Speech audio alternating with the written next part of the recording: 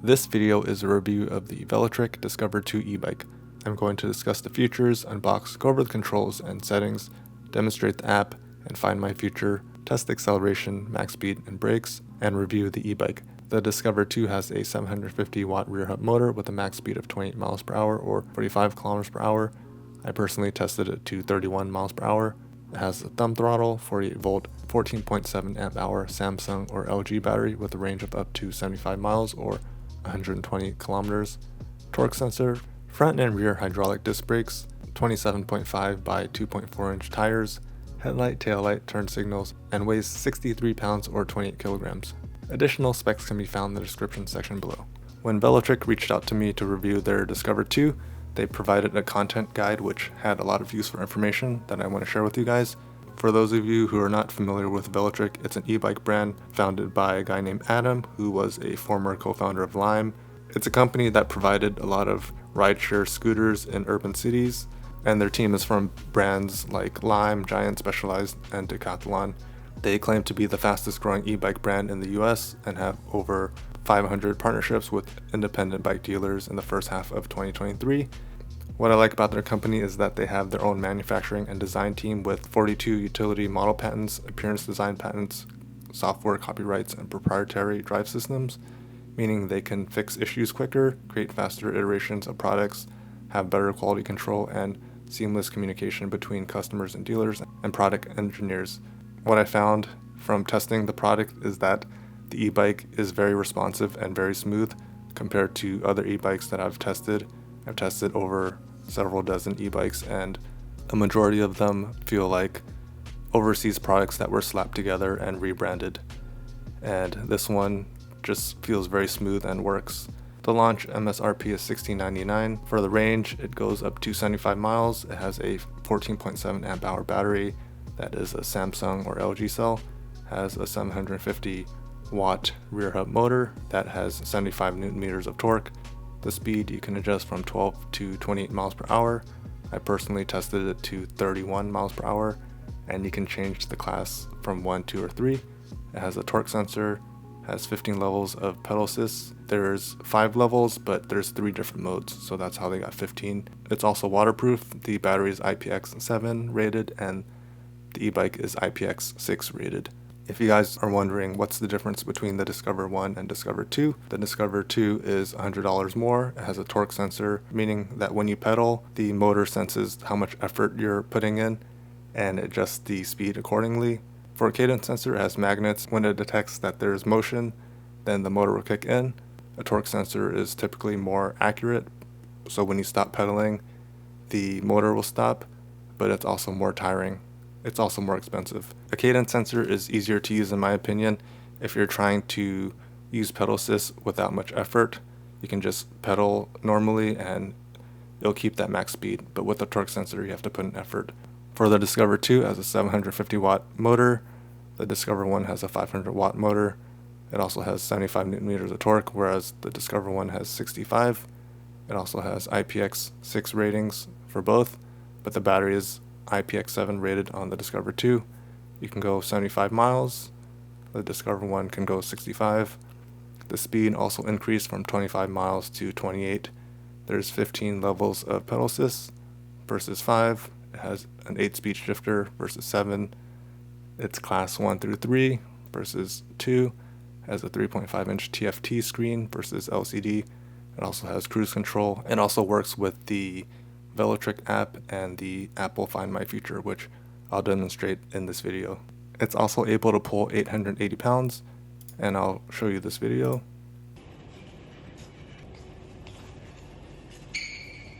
For the range, these are the different pedal assist levels. Using the pedaling only, you can get 75 miles, and then it decreases as you increase the pedal assist.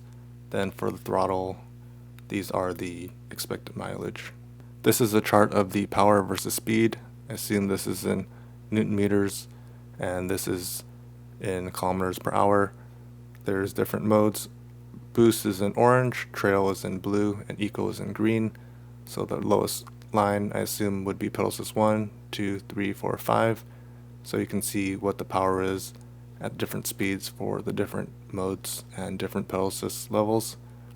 It's also very comfortable. There's 80mm hydraulic suspension, there's a removable battery, comfort saddle, adjustable stem, lowest 15-inch step through, has puncture resistant tires, and a swept back handlebar. There's also more bullet points here. For the UL certification and safety, I wanted to note that it met 150% of the 4210 ISO standard. So for load, the standard is 86 kilograms. They tested it to 200 kilograms. The speed requirement is 25 kilometers per hour. They tested it at 32. There's 100,000 impacts. They tested it to 300,000, and the range was approximately 500 miles. Here's a video of them testing the Ebike. One cool thing that I saw was that they put the battery in a washing machine, and the battery still worked when they took it out. This is the battery that they took out. They put it in a washing machine, and if you don't hear any sound, that's normal. This video didn't have any sound. So they let it sit, they drained it, took the battery out, they wiped the contacts, put the battery in the Ebike, and they turned it on.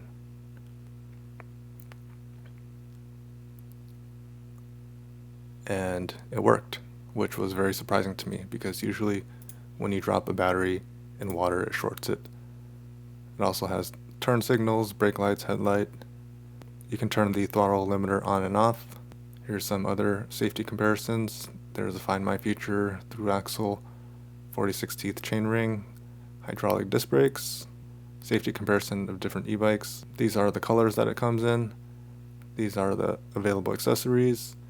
Here's a display, an app, which I'll go over in this video, and then here's some more comparisons between the Discover 1 and 2. Typically, I include installation footage, but they did such a great job showing that footage that I'm going to put a link to the install in the description section below. This is the box that it came in, and it's fairly large. It's about 5.5 feet long, 3.5 feet wide, and 1 foot deep, and it's quite heavy. It's over 70 pounds. Make sure that's something you account for when you get that delivered. You might need some assistance bringing it inside the garage, or you might have to install it outside. This is also the R version, which I assume is regular. There's also an L or larger version that's probably bigger. This is all of the contents inside the box, and it seems to be packaged very well. This was everything inside the box.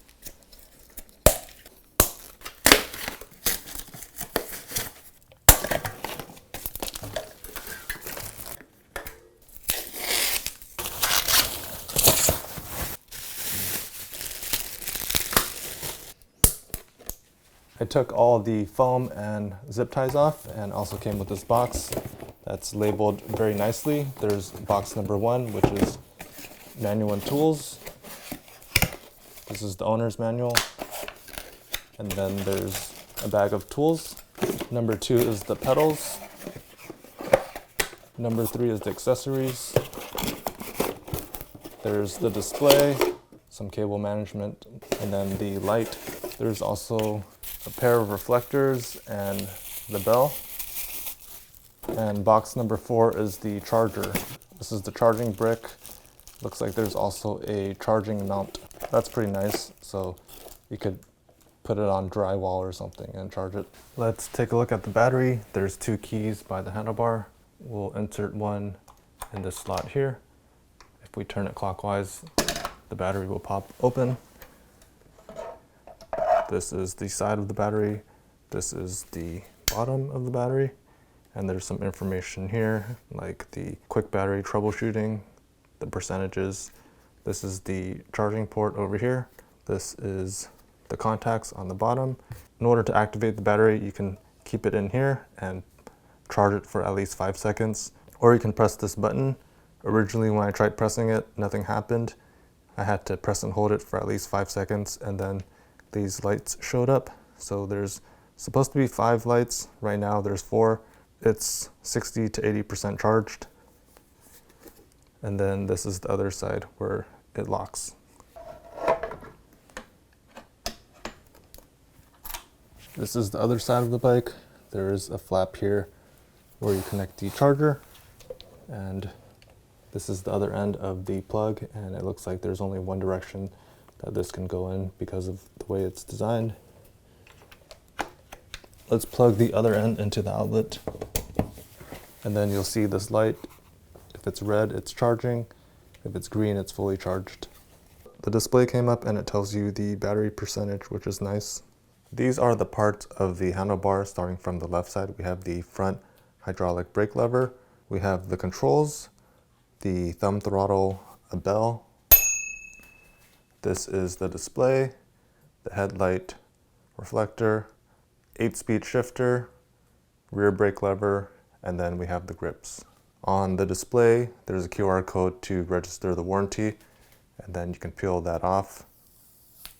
Attached to the handlebar was a remote and display function guide, and these are the different parts of the remote. I compared it against the instruction manual, and everything is consistent except for this looping button. It says that if you long press it for 2 seconds, then you enable cruise control. Looking at the remote right here, there is a power button on the top, a left and right arrow, a mode button, an up and down button, there's a looping button, and then down here there is a USB-C port, and I had to push it up so it doesn't interfere with the thumb throttle. If we long press the power button, it turns it on and off. Looking at the display, we have a lot of information. Not all of it is shown right now. If we look at this infographic, we have the battery level right here. There's also some icons which we can't see for walk mode, USB port charge, adaptive brightness, phone connection, and cruise control if it's enabled. There's a turn signal light here. So if we single press this, the turn signal turns on. If we do the other side, it flashes here. And if we press it again, it goes away. This is the power bar. Error codes will show up right here. This is the riding mode. We're currently on trail. This is the speed unit. It's currently in miles per hour. If the light's on, this icon would light up. This is the assist level, the real-time speed, and then the riding data is down here. If we press up and down, it increases the pedal assist level up to 5. If we press and hold the plus button, it turns on the headlights. And this icon showed up. To turn it off, we press and hold the plus button. If we press and hold the minus button, it provides a walk mode that provides 2.1 miles per hour. If we single press the M button, it switches the riding data. It's currently showing the odometer 2.9 miles. Total time is 24 minutes. Now it shows the trip distance, the trip time. This is the average speed, 7.3 miles per hour, max speed 21.8 miles per hour. Calories, CO2 saved, and it goes back to odometer. If we long press it, it goes to the menu. We can reset the trip data. We can go up and down, or if we want to select it, we press the M button. So I can reset the trip data. Let's reset it just to show you. Riding mode, go from eco, trail, and boost. And this should control the sensitivity of the pedal assist. I'm just going to leave it at trail for now. Speed limit, it's currently at 20 miles per hour. Let's change it to the max at 28 miles per hour. Screen brightness, auto, 5, 4, 3, 2, 1. Let's keep it at 5. Auto power off, it's currently set at 5 minutes. We'll keep it at that. Auto light, you can turn it on or off. Let's keep it at on. Rear light mode. Number 1 is steady. If you press the brake lever, it enhances it. 2 is flashing, and if you press the brake lever, it's enhanced. And then 3 is steady, and then if you press the brake lever, it's enhanced with flashing. I'm going to keep it at steady with enhanced for now. Throttle limited, I think this means that your throttle is limited based on your pedal assist level. So for example, pedal assist 1 might limit you to 9 miles per hour, but if you turn it off, pedal assist 1, you can go the 28 miles per hour. I'll just keep it on for now. Cruise control, it's off by default. In order to activate it, you can turn it on. And the way this works is that when you hit a speed, I think it's more than 5 miles per hour, you can press and hold this looping button on the bottom and it'll enable cruise control. I'll turn it on. Connect to app. You can connect to the Velotric app. I'll do that in a second. Find My, you can enable the Find My feature. So I'll do that in a second. Set unit, miles or kilometers. Version info, it shows the display, controller, and battery versions. And to go back, you press the looping button on the bottom. Pressing the looping button on the bottom, it switches the riding modes from boost, eco, or trail. On the back of the guide, it also says how to adjust the speed. You can change the speed limit, we've already looked at that. And then there's instructions to assemble the bike or adjust your speed. Let's try connecting it to the app. I have my phone camera on. This QR code showed up. I need to download the Velotric app. It's downloading. Let's open it. It's asking to use Bluetooth. Let's create an account. Pasting the code. We need to set up a password. Allow while using app. Don't allow notifications. Pair my bike. We have the Discover 2. Let's access the camera. Scanning the QR code. Let's rename the bike. I'll just call it Discover 2.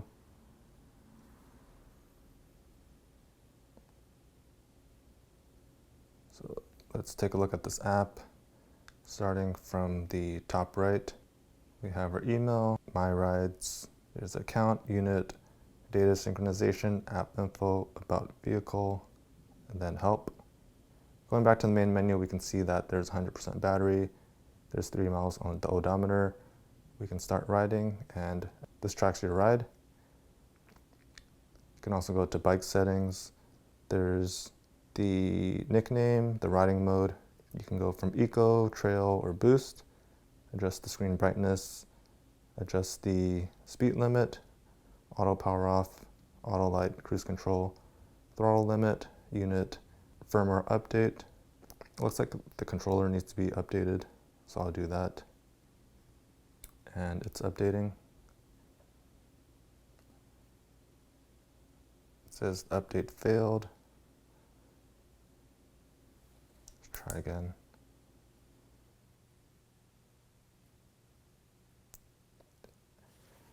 And this time it worked. I think the issue that happened the first time was that I was recording the trip and that wasn't enabling it to complete the control setup. If you have errors, try ending your trip recording and that might work.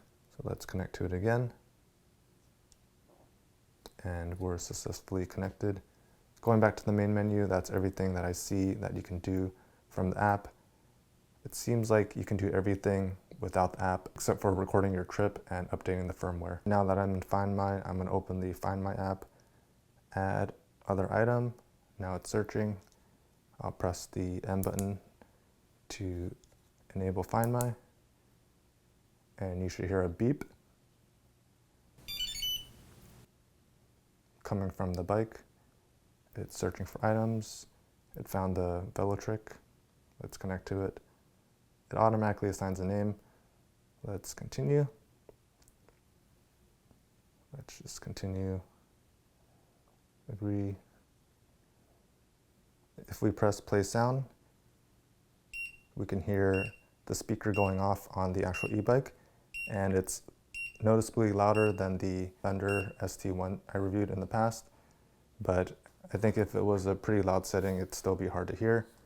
You can do the directions, notifications, notify me when left behind, or enable lost mode. There's also the manufacturer name, serial number, model number, and firmware. You can remove the item, enable, disable loss mode. So that's pretty much it. In case you're wondering, does the alarm still work with the e-bike off? The e-bike is off currently. I'm going to press play sound and it still works. So I think as long as the e-bike has charge, then you're able to use the Find My feature. It has the throttle limit on, so I think the max speed is going to be limited by the pedal assist level, and I'm just going to test that in trail 1. Pedal assist 0, the thumb throttle doesn't work. Pedal assist 1, we're getting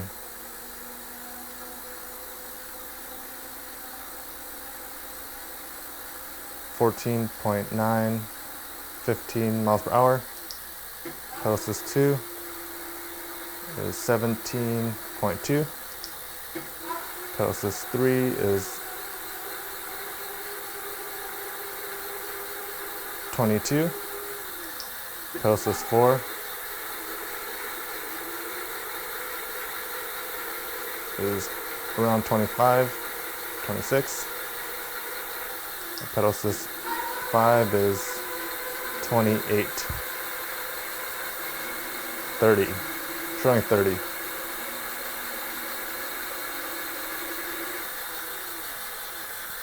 Let's just see if that changes if we go to boost mode. Pedal assist 0, nothing happens. Pedal assist 1.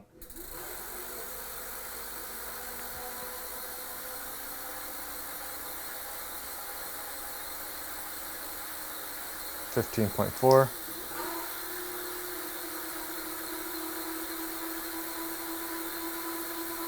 $18.3.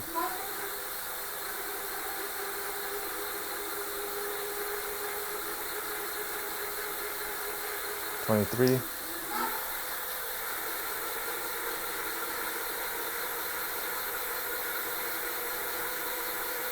$24.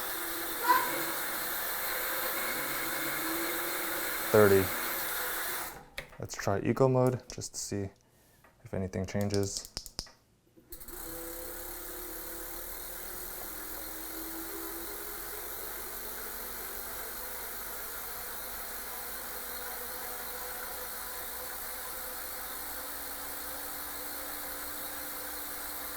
$14.6.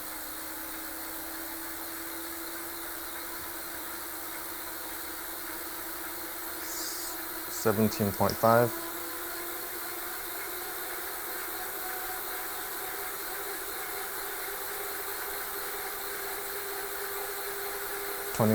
$22.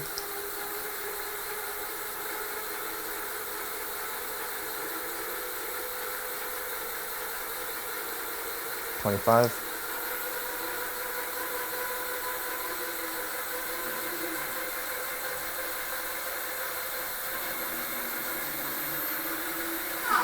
$23. So I feel like eco mode was a little slower to get to those speeds. Going back to the settings, let's turn off the throttle limit and let's go to pedal assist 0. The thumb throttle does not work. Pedal assist 1.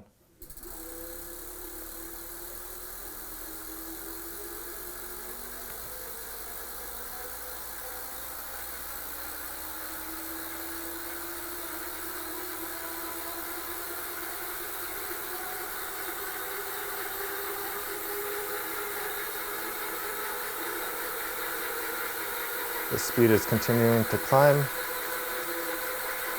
So with the throttle limit off, you're able to get to the max speed. Let me see how fast it can get in boost and pedal assist 5.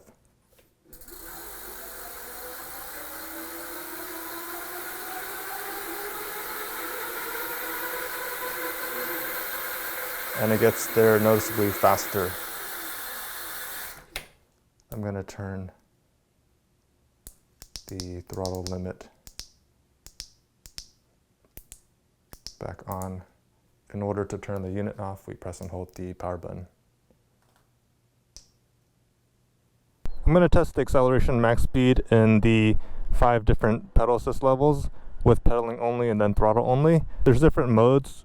Right now we're in Eco. You can change it to Trail and Boost, and I'm just going to do it on Boost because most of you are curious, how fast can I get to a certain speed in each gear? Eco will be slower. Trail would be between Eco and Boost. I'm just going to do Boost. Pedal assist 0 pedaling. There should be no pedal assist, and I don't feel much resistance in the rear from the motor, which is nice because if your battery ever dies, you can continue pedaling. Going to pedal assist 1. Because this is a torque sensor, I have to continue to pedal for it to increase in speed. It's not a cadence sensor where when the magnets hit, it'll continue going. So just keep pedaling.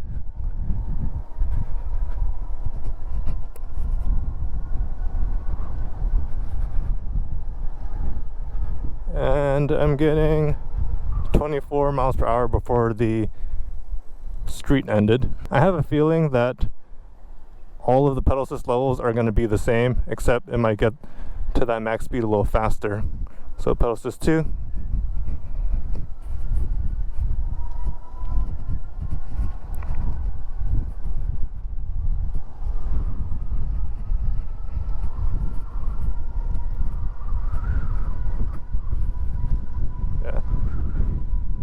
Getting close to 28 miles per hour already.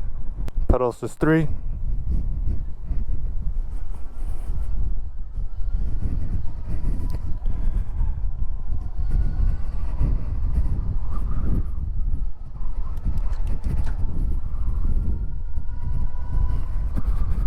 And I hit the max speed of 28 miles per hour. The thing about torque sensors is that it's like an extension of your body. The faster you pedal, the faster you'll go. But it's also more tiring. Torque sensors are also more expensive and more accurate than cadence sensors, but I personally like cadence sensors better because I can get the higher max speed without having to pedal too hard. Pedal assist 4.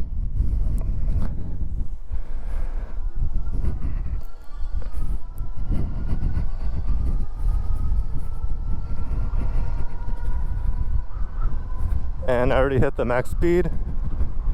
The max speed is 28 miles per hour because I set it through the settings from 20 to 28. Pedal assist 5. Motor kicked in.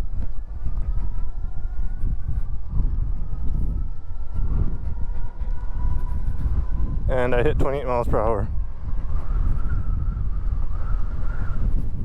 And I actually hit 31 before the street ended. I'm going to test the throttle now, and pedal assist 0, there's no throttle because I disabled it. And then pedal assist 1, let's see how fast it goes.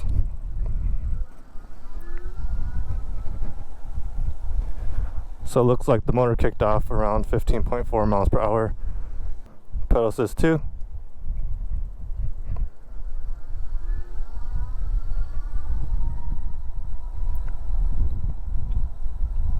We're hitting 18.3 miles per hour, and it looks like it stopped. Pedal assist 3.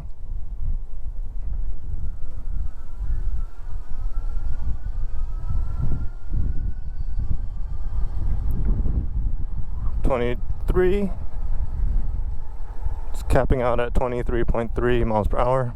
Pedal assist 4.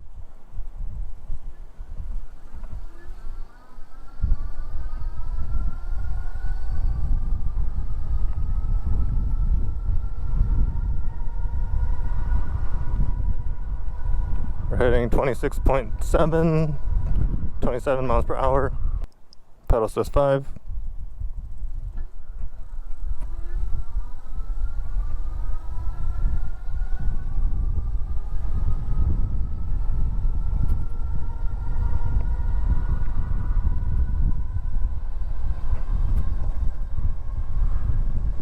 Hit 30 miles per hour before the end of the block, which is actually higher than the advertised 28 miles per hour, which is nice.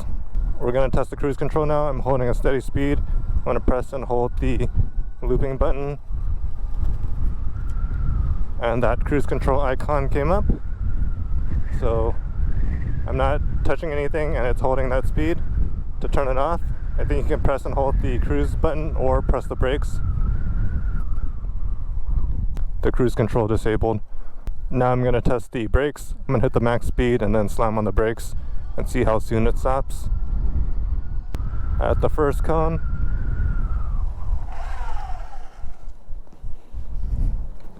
so I hit the brakes when the front wheel is on the first cone. I would say this is about 20 feet. The brakes are hydraulic disc brakes and they feel very nice. They didn't rub out of the box. They just feel very good and predictable. Let's take a look at the suspension. By default it's unlocked and you can see that there is that much travel if I turn it a quarter away. I think it's the same amount of travel. Over here there's less travel, and then here it's fully locked. I think there's some micro adjustments here as well. Moving on to the review, I really like the Velotric Discover 2, and I'm not saying that just because they provided this e-bike to me, but of all the e-bikes I've tested in the sub 2000 range, this is by far the best e-bike I've ever ridden. The motor is proprietary, they built it themselves, everything's integrated, everything's smooth, and it's from the founder of Lime. To be honest, when I first got the Discover 1 step through, I wasn't that impressed. I felt like the fork wasn't that good and the step through frame was a little wobbly, but this feels very robust. And typically I like the high step versions that have the bar across, but I didn't feel any bending here at all. The Discover 1, the brakes were a little iffy on the first version that I got, and this one, everything about it is a lot better.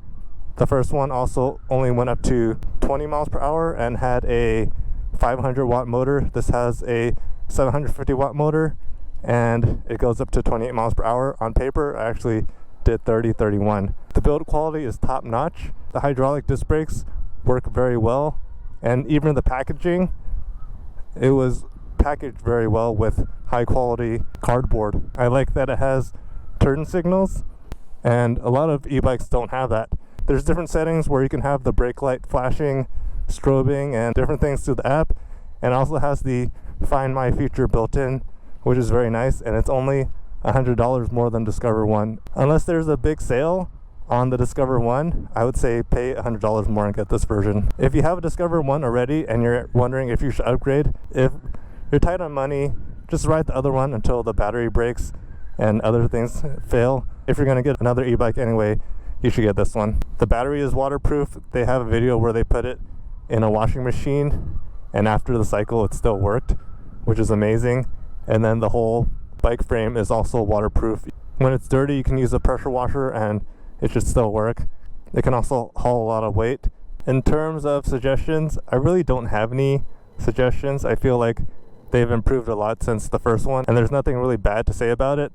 If I had to nitpick, I would just say that for this headlight, maybe they could have placed it right here, because I noticed that these cables tend to be in the way, and even though I pushed it down here, they kept popping back up here. So maybe I need to zip tie them together. But that's really nitpicking this. If you guys are in the market for a step-through e-bike that has a 750 watt motor that can go 28-30 miles per hour, that's pre-built, I would highly suggest that you check this one out. And they told me that there aren't going to be any discounts, but there might be in the future, so check out the description section below for the latest pricing. Please like this video if you found it helpful. Feel free to leave questions or comments in the comment section below. If you want to see more videos like this, please subscribe to my channel. Thank you guys for watching, and take care.